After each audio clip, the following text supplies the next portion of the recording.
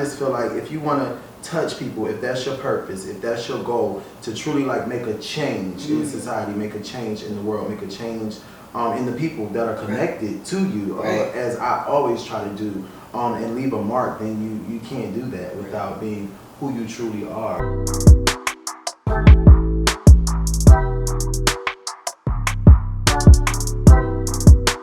What's up, you guys? Welcome back to Let's Talk with Johneri'O Scott. Of course, it's me, your host, Johneri'O Scott.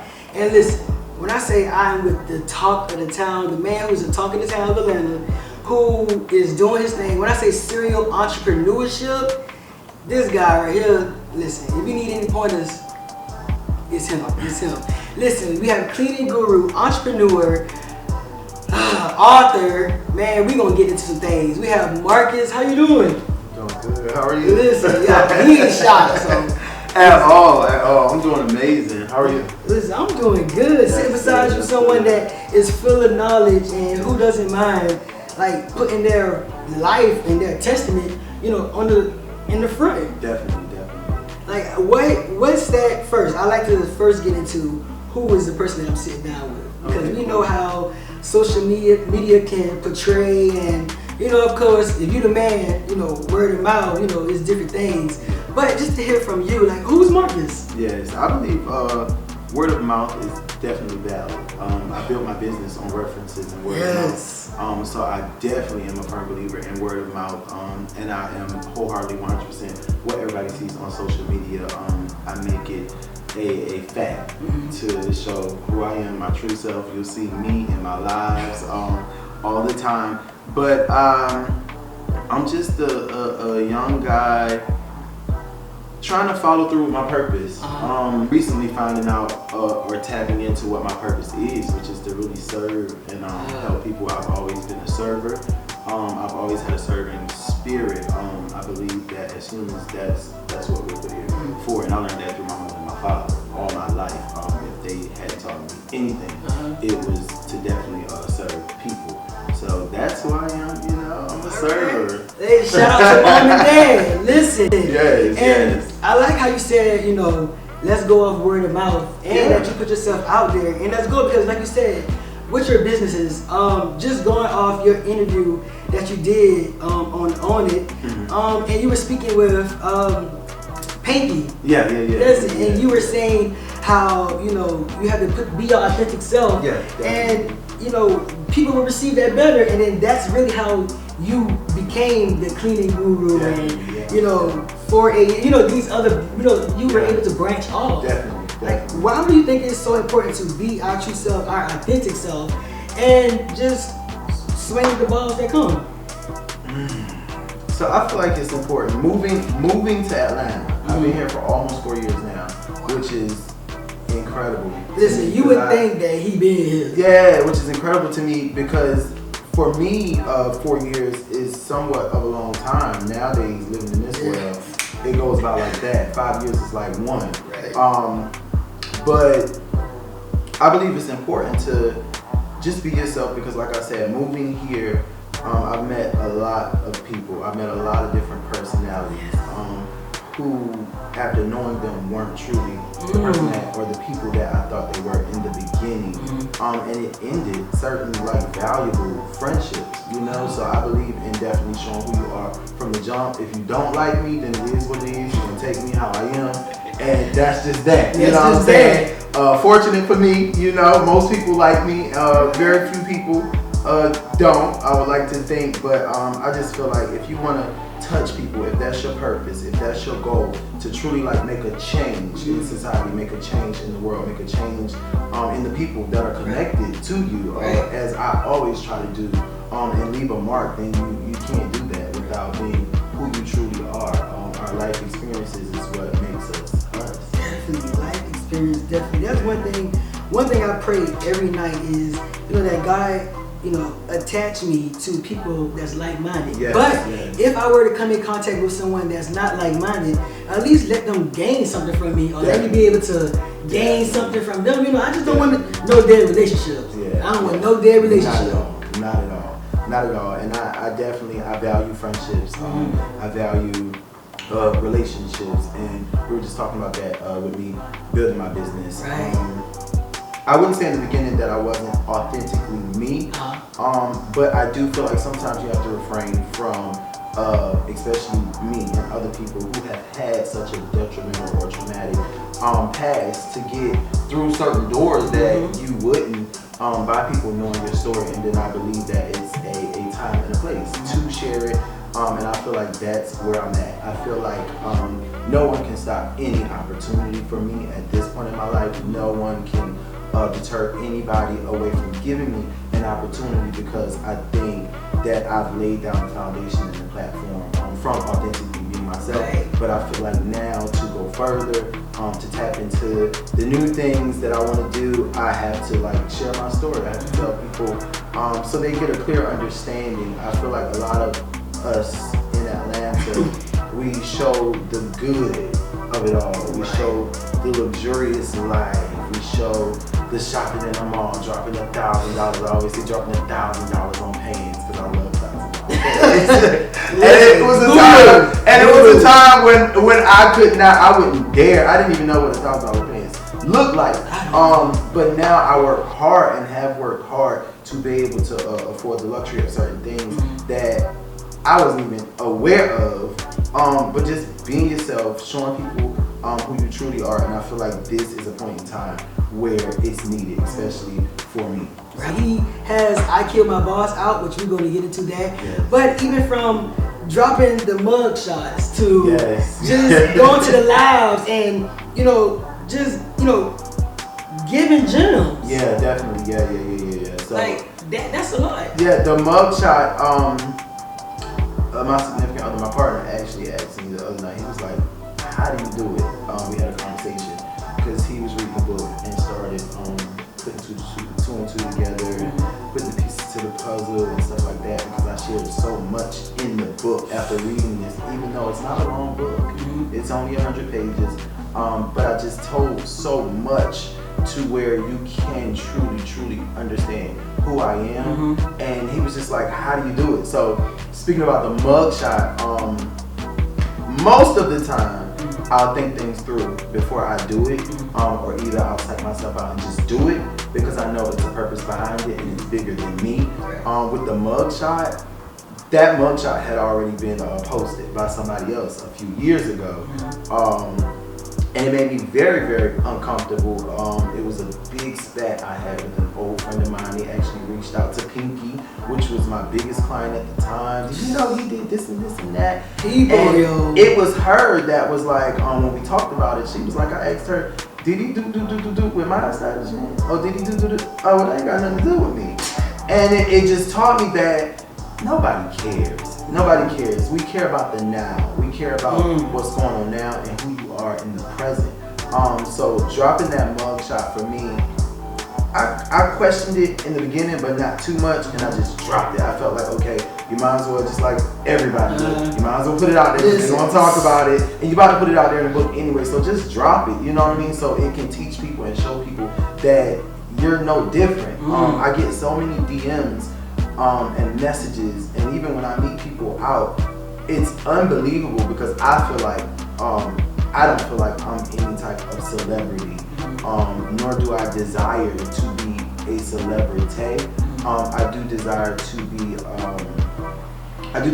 be a person that people look up to. I do desire to be an example to assist people in environmental transitioning and changing mindset and stuff like that.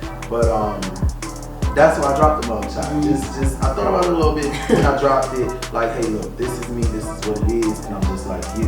So yeah, that's what the mug shot was about. Listen, so if you had any questions, he answered them. Yeah. I like how we talked before, and you discussed timing. Timing is everything from how you put things out, if you take things out. Like for me, I'm really big on timing. So this is my first interview for my new season. Okay, awesome. And preparing and getting ready, I was like, everybody was like, when you coming back? When you coming? I'm like, time. It's time, and I use a lot of my time or I know when it's time to put something out because I just pray about it. And because I know one thing about me, if I do something or put something out, I want it to be impactful. And if I just do it, I don't know if it's gonna be impactful, so I pray.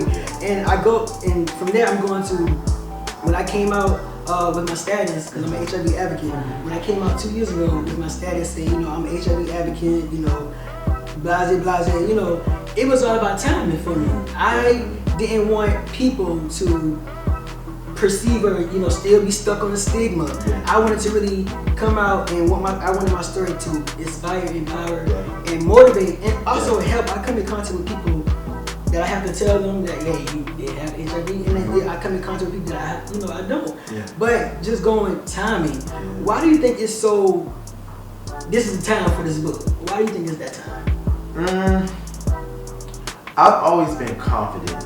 I think that's something big that a lot of people admire about me, just being me. I've had insecurities, but nothing that I would say, was problematic. I wouldn't say that any of my insecurities were problematic or held me bound, bonded or anything like that. As far as me though, and my timing, I'm always thinking of new ways to reinvent myself. I get bored very easy, and I'm very creative. I'll look at something and I'll turn it into something totally different. I'll take something small and I'll make something big out of it. I'm very, very creative, and I always have been good at taking small things and just growing it and making it I won't say perceived to be, but be bigger than what it is. And for me, like I said earlier, I feel like this is the time for me as an author now to share my story. One of my biggest goals is to be a motivational speaker. I haven't traveled much, so within that, I would love and will enjoy in the future to travel, speak to people in prisons and stuff like that. And I just feel like right now it's very important. It's very vital. We live in a world where everybody wants to be an entrepreneur. Everybody. And it's not as easy as everybody thinks it is. It's not as easy as everybody thinks it is, but it's not impossible. And for the people that want to do it, I want them to know that it's not as hard as they may think it is either. It's not for everybody. But I always say, I'm not one of those advocates for, you should become an entrepreneur. You should become an entrepreneur. I'm not the entrepreneur advocate. If you want to do it, then I'm going to push you and I'm going to motivate you to do it. I'm definitely going to motivate you to do it. So that's why timing is so valuable, and I believe that the time is now, because that's where I'm at in my life. That's right. What would Marcus tell the Marcus 10 years ago?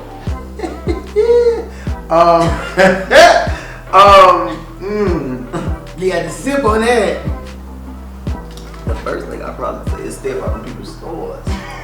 That's the first thing I would probably tell the younger me. Stay out of people's stores. But I think like most people who have survived their traumatic experience, survived their near-death experiences, survived depression and things that they just thought they couldn't make it through, and they made it through, I think that they would say, and I say now, that I wish I had gone harder. I wish I had done it worse. I wish I had done it even harder, knowing that I was going to survive it, and I did survive it. I wish I just would have been a little bit wilder. I wish I would have lived more. I wish I just would have went in the mud and really went harder. That's honestly what I feel like, and I've had that thought a few times. Like, man, I would have went harder. You know what I'm saying? I would have did more. I would have lived more. I would have experienced more. I would have really, really embraced those experiences. And it's crazy. Some of y'all might be thinking, like, why would he want to go harder knowing what happened? But why would he want to go? Look what has happened out of that. So if you would have gone harder, listen, they say the sky's is the limit, man. It would have been limitless. Yes. What would you say? What are you now looking forward to?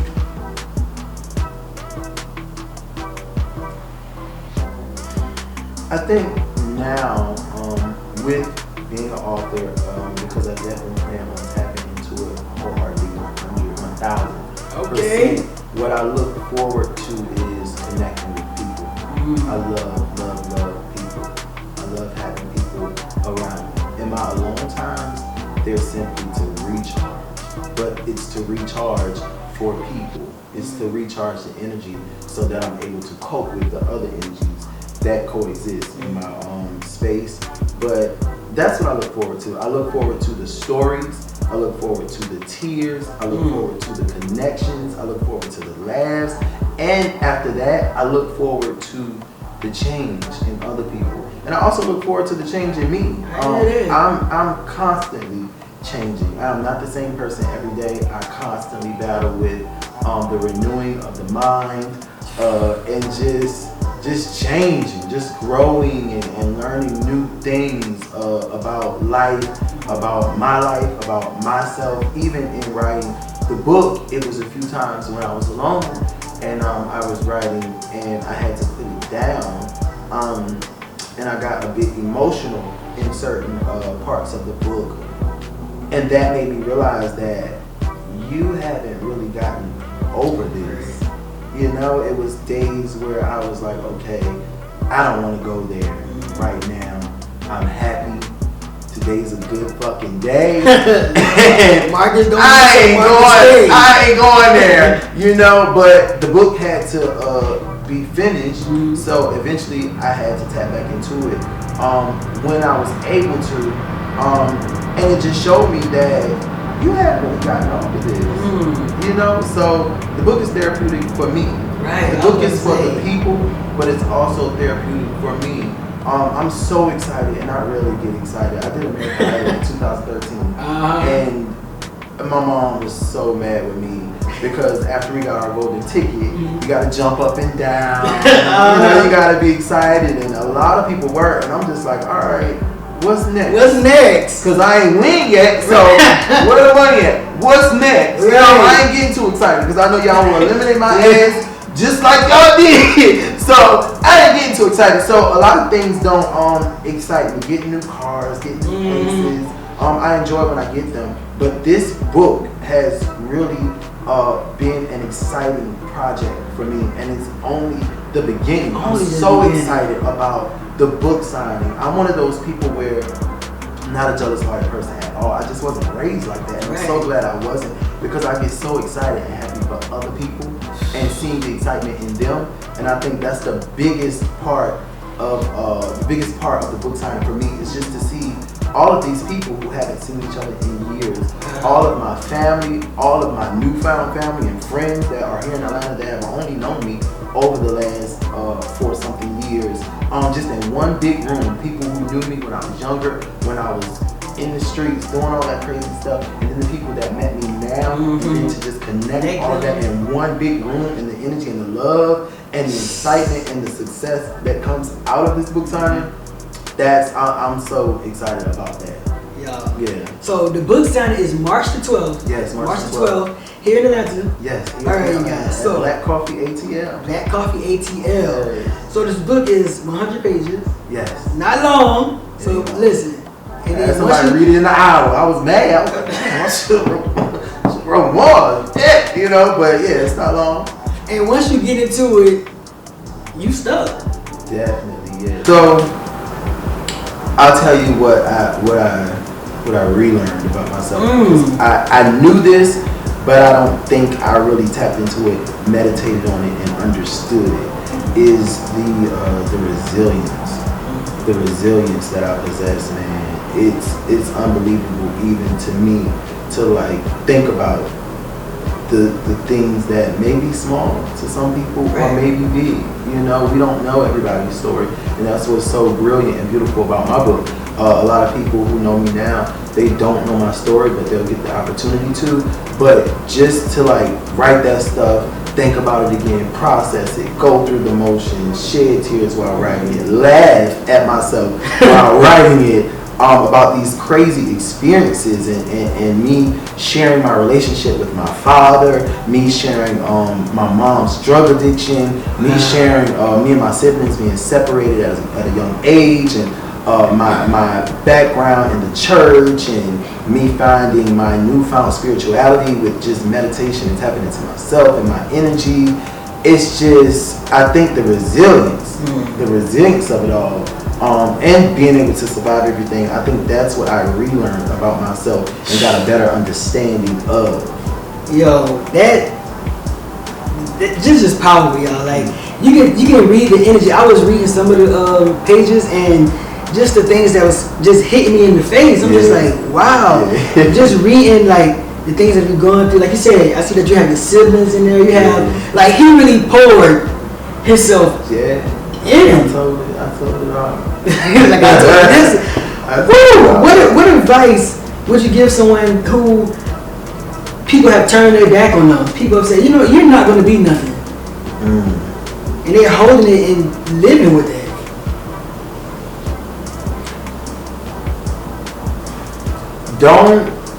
I would say don't give up, but also don't let your fear come before your enthusiasm for your purpose. That's what I would say. Don't let your fear come before the enthusiasm that you have for your purpose. Remember that you don't have a fucking right to give up. You don't have a right. Every morning that I wake up, I say it in my head, I'm grateful. I'm so grateful because I know so many people, even my age. I know some of the people that I even speak about in the book who are not alive today. You know, and it could have been me. You know, just from regular life circumstances, it could have been me. So for one, remain grateful. Just remain grateful in everything, the good, the bad, the ugly, the beautiful. A lot of times when things are going good for us, and I've fallen victim to this as well, when things are going good for us, we forget to give thanks. We forget to be grateful until we're back down again. You know, so even in the good times, you know, a lot of times I go out on my balcony and I look out at my view and I'm like, thank you, God. You know, it may be a little bit to other people, but it's a lot to me, and I love it and I appreciate it and I work hard for it and I'm grateful for it. I'm grateful. It's this spark inside that I get, this spark of energy inside that I get, and excitement about the things that I've accomplished, and I'm so grateful for it. So that's what I would say. Be grateful. Don't give up. And don't let your fear, because we get afraid. Fear is false things appearing real or some shit like that. Listen, the reality of it is we all become afraid of something at some point in our lives, and it's okay. It's okay. Don't panic, it's alright. But don't let that go before the enthusiasm, the fire, the fight that you have to get to your purpose. And Marcus definitely did not let it get him down. Listen, when I met Marcus, you know, through social media, and I was like, yo, he's dope. Then, you know, just reading, or, you know, me being a journalist that I do, just going through and just, you know, watching, I'm like, yo, he's telling it. He's telling it. And this is, when I see him, I think about black wealth. So what is black wealth to you, or how do you categorize black wealth? So black wealth to me is freedom. Like I said earlier, I remember it was a time that there were things that I wanted and I desired that I could not afford. Meanwhile, let's not forget that money isn't the biggest thing. Money isn't the most important thing. Yes, money can buy you happiness. However, remembering why you're doing it. So I would say black wealth to me means freedom and also family. You know, family. I spent a lot of years with family not being, and I won't say family not being important, because I love my mother, I love my family, but I was raised around a lot of extended family. A lot of people that I've met along my journey that were friends have become family. I wasn't really raised around cousins and aunties and grandmas and stuff like that because we moved so much. It was always me and my mom for so long, and then my younger two, Ariel and Donovan, siblings came along, and then we were separated due to my mom's drug addiction, and then I went to live with my dad for 3 years. And in the beginning of living with him, I remember moments where he didn't know it, but I wrote it. I think I wrote about it in the book where it was difficult for me to call him dad, you know, because I wasn't accustomed to saying dad. I was accustomed to saying mom. So it took me a long time to let it roll off of my tongue. It took me a long time to become comfortable with saying that. And I think that at the age of 32, family is very important. What I have learned is that no one is perfect. I held a lot of resentment in my heart towards my dad. My mom, you know how sons are with their mom. Of course, I forgave her a long time ago about the shit that I felt like, based on her life circumstances, affected me. And I'm big on that too. Also, really paying attention to the decisions that we make, because even though we may be in the mess, it also affects the people around us. Yes. And thinking about that. When I did 3 years in a maximum security level 5 prison, even though I was the one incarcerated, physically, my mother, the people who loved me, were affected mentally. You know, so really tapping into that. And for a long time, my relationship with my father, contrary to what he believed, you know, it's me and my son, and my son live with me. It wasn't like that for me. You know, it was nothing like that for me. But now, with the mindset that I have, I understand that sometimes being a parent, it's your first time. You know what I mean? It's like a new job.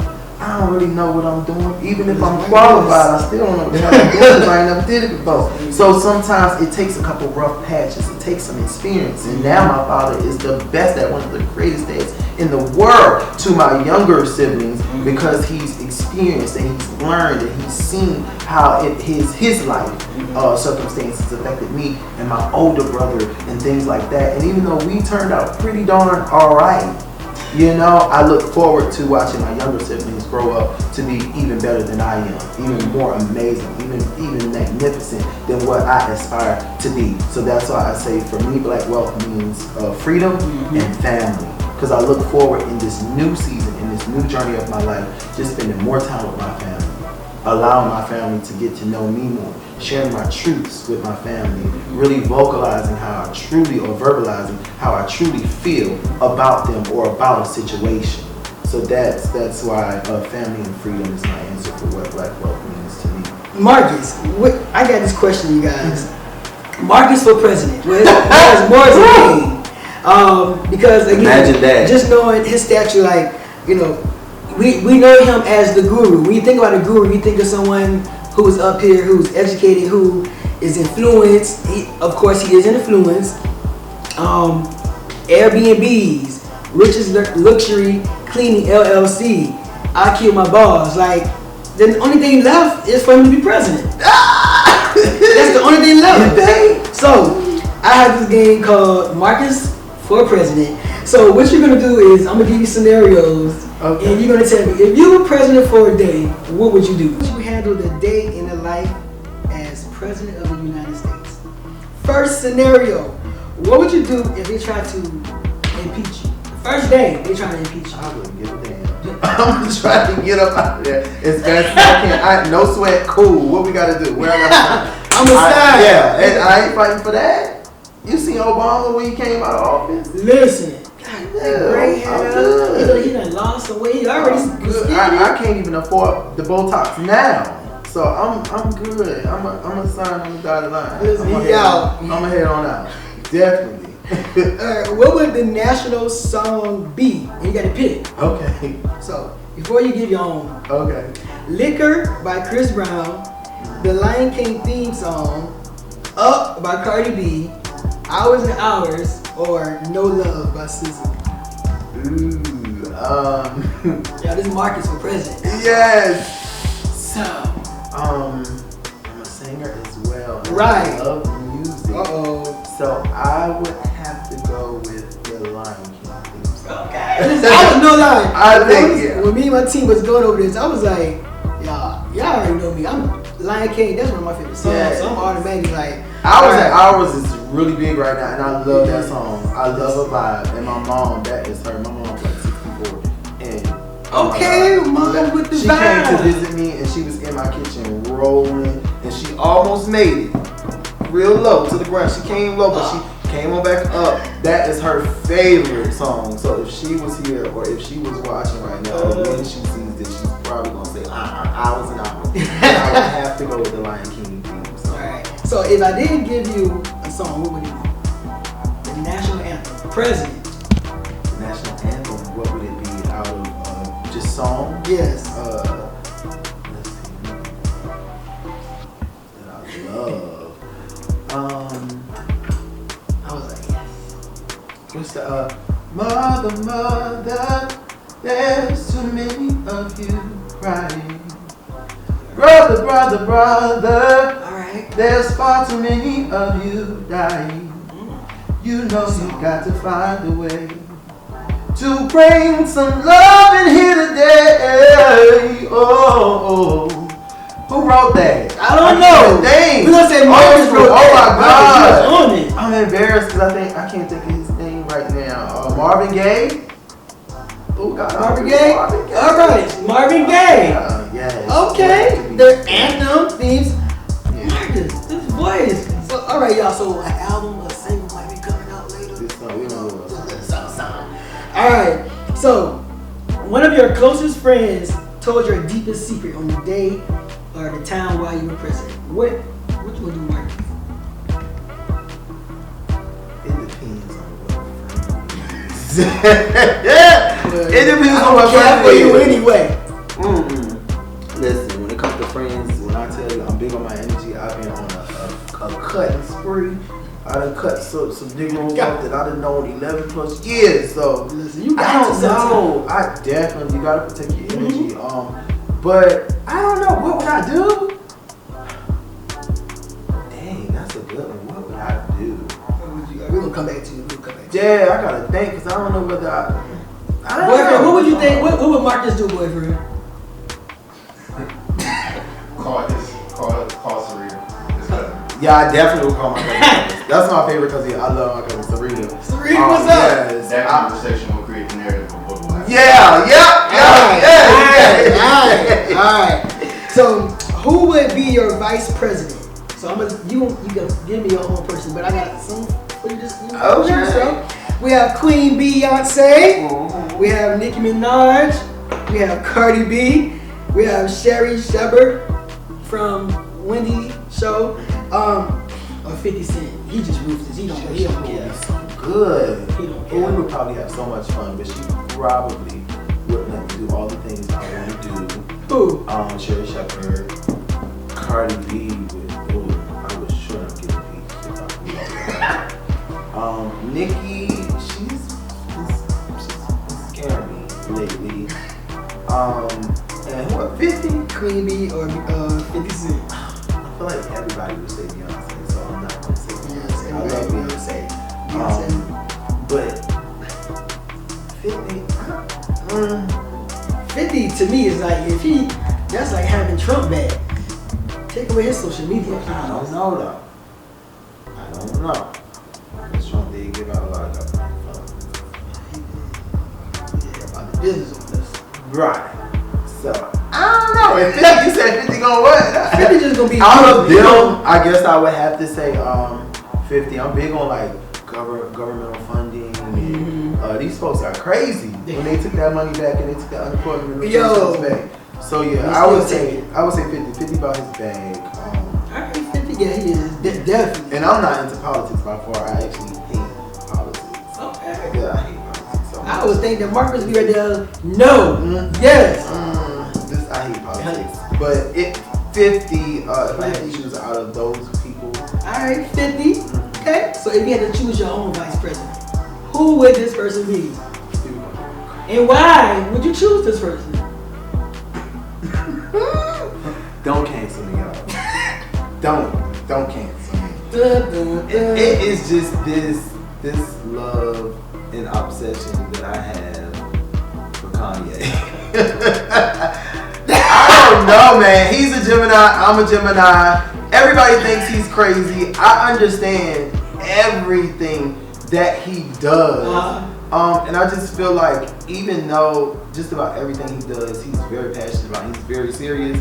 But knowing Gemini, I feel like all this shit that he does, he's in his head, and he's just having a good time. He's having a good time. 2 Geminis in office, y'all. We have the president and the vice president. I think I would have to roll out with Ye. I think we would do some damage. We would do some damage in a good way. Ye, and I would be able to reason with him and be like, Ye, nah, like, that's, come on now.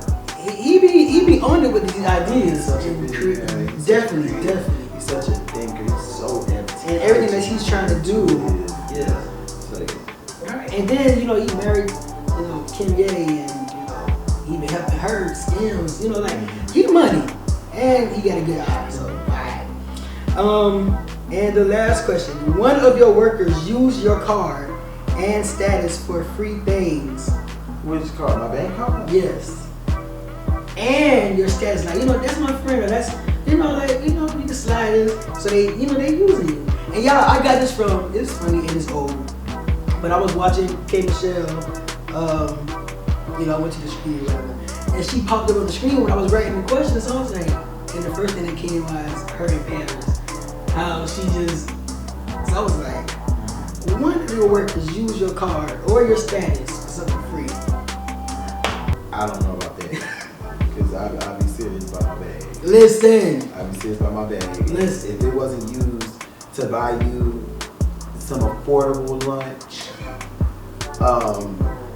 or for some cleaning products, or for some Uber, or some transportation to get your ass to work for Richie's Luxury Cleaning. Period. I wouldn't take that too well, especially without me knowing. Then that I think I wouldn't fire you offhand, but I definitely would have my eye on you for you to feel like that's okay, or you're that comfortable to use my card. Fortunately, I don't think any of my employees would dare do anything like that. Well, they don't get my card. I don't give out my card. But status, I'm completely fine. I encourage you to, especially if you're gonna do the right thing with it. That's how we get far in life. That's how people tap into some major opportunities. It's truly, we don't live in a world where it's what you know. Definitely. It's who you know. You know. So if knowing me or dropping my name is going to bring about an opportunity that could change your life or get you into a door that you're trying to get into, I haven't done many name drops. I know a few A-list celebrities, B-list celebrities that I can pick up the phone and text and probably ask just about anything of them, and I don't. And some of them I've known for a long time, and I've never used their name or anything unless it was something that benefits them. Unless I'm on the scene or on the set or backstage and it's about them, then I'll be like, yo, nah, I'm connected, woo. But I mean, that's how you get far in life sometimes. So if somebody feels like whatever situation they're put in that they gotta say, oh yeah, I'm connected to a guru, then cool. I actually had one of my videographer friends, did that a couple months ago. It was a venue that was trying to charge him, and he's a creative and he wanted to film this celebrity's particular event. And he called me. He was like, "You coming out tonight?" I'm like, "Nah." He was like, "They trying to charge me at the door. Like, would you come in? Because if you was in here, then I'm coming out." Right. I'm like, "All right, I'm about to get yours. Come get me. Cause I don't want that need, bro. You don't want to pay." And I got there. The owners of the venue, they respect me. They love me. We're friends. And we had a good time. Of course, we got in. We didn't have to pay. We got the footage that he needed. And that is how it should be, because that's my friend. So if it's anything that I can do by my presence or with my name to get the job done or whatever a friend needs to get done, then by all means, I ain't mad at it. Alright, Marcus for president. Listen, so what y'all think? Should Marcus be president? Alright. So we gotta go back to this one question. So one of your closest friends told you to do a secret. What would I do? What would you question? do? What would I do? Yes. I don't know. I would. You know what? Honestly, we definitely wouldn't be friends anymore, because I feel like you're not a friend if you share one of my secrets, and you know how vital the status of my life is being president, and for you to share that. Why would you do that?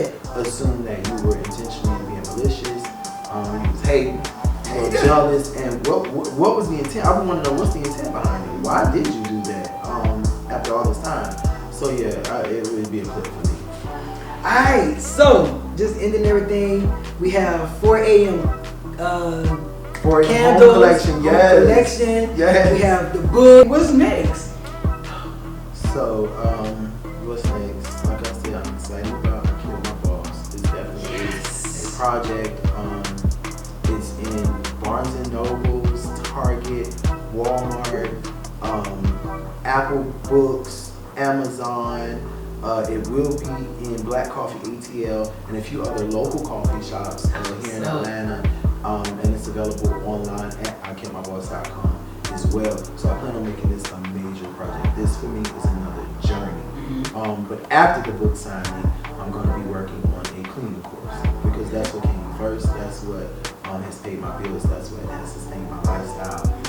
And that's what I like to say has made me, if you like to say, an influencer of any sort, was just changing the game with cleaning, something that people find so warm, giving it a look, making it fun, using my smile, using my personality, and it's fed me.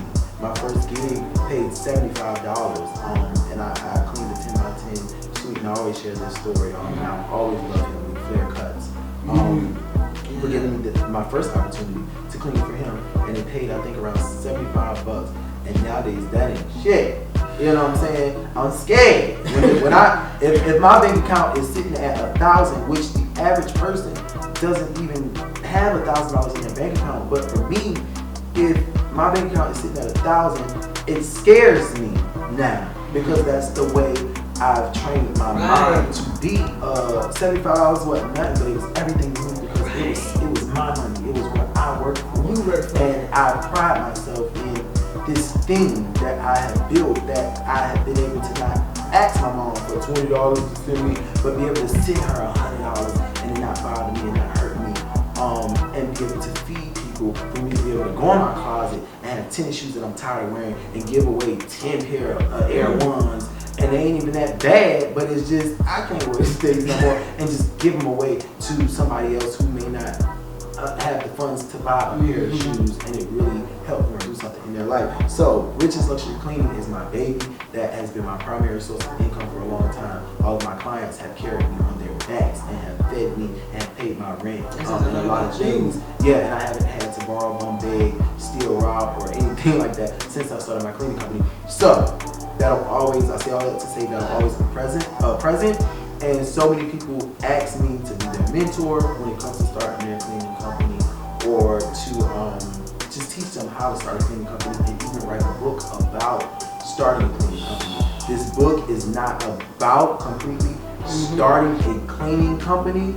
I think I generalized it. I spoke from my experience with starting a cleaning company, but I generalized it for anybody who wants to start a business and tap into environmental transitioning, the renewing of the mind, and stuff like that. So, with that being said, my next thing is a cleaning course.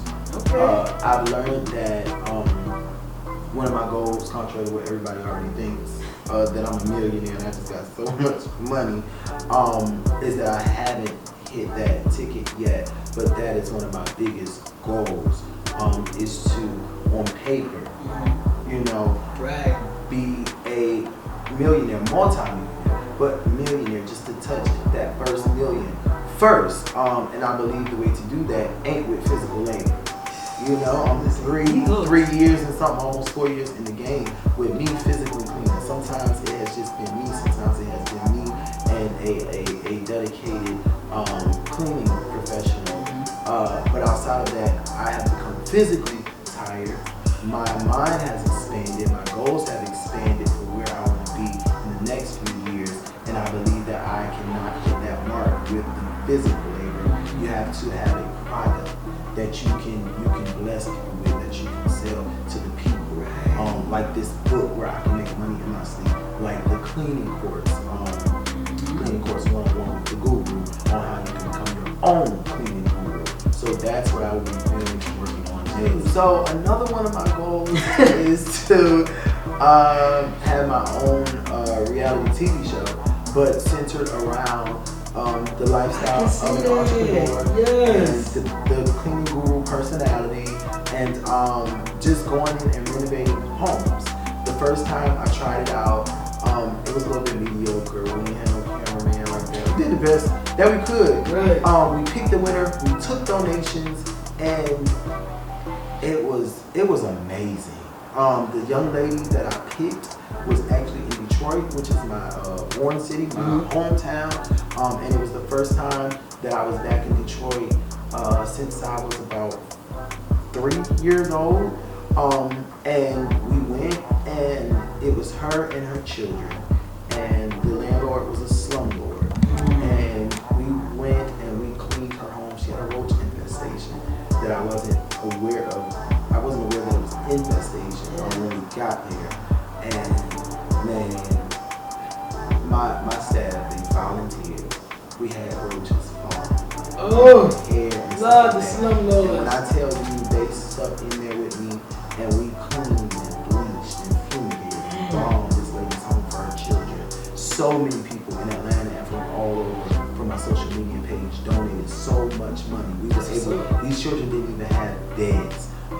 We were able to purchase them, all of the children, new beds, their own beds. You can look it up on YouTube, where we did the reaction video where the children walked in and they were like, "Mommy, I got my own bed," and we gave them gifts and new furniture, and new bedding and towels and products and all kind of stuff. We got all brand new stuff for our bathroom. Due to time constraints, we weren't able to paint, but I wanted to be able to paint. So I'm definitely gonna bring back the cleaning tour. Okay.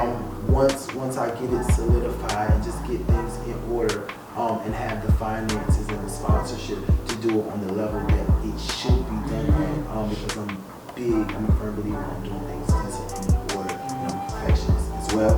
But I really just want to make a change in people's lives. So when I do bring the tour back, it's gonna be big. Definitely, this is why he is the cleaning guru, why he is the serial entrepreneur, you guys. We have Marcus.